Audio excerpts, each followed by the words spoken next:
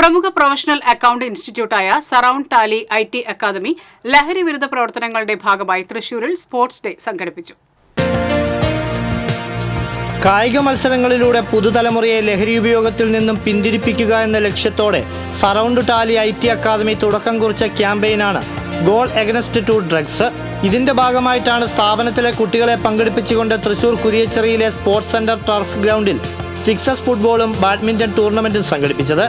Excise assistant ഇൻസ്പെക്ടർമാരായ Sunilkumar, Radhakrishnan എന്നിവർ ചേർന്ന് ഉദ്ഘാടനം ചെയ്തു. അക്കാദമിയുടെ തൃശൂർ, ഇരിങ്ങാലക്കുട, കുന്നംകുളം സ്ഥാപനങ്ങളിലെ വിദ്യാർത്ഥികൾ അണിനിരുന്ന 5 ടീമുകളാണ് ടൂർണമെന്റിൽ പങ്കെടുത്തത്.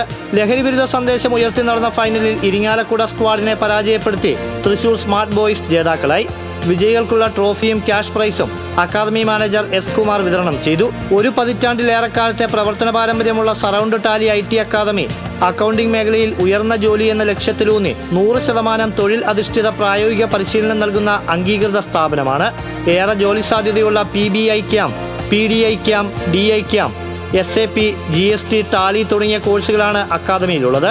തൃശൂർ MG റോഡിൽ കോട്ടപ്പുറത്തെ പ്രധാന സെന്ററിന് പുറമെ ഇരിങ്ങാലക്കുടയിലും കുന്നംകുളത്തും അക്കാദമിയുടെ ശാഖകൾ പ്രവർത്തിക്കുന്നുണ്ട്.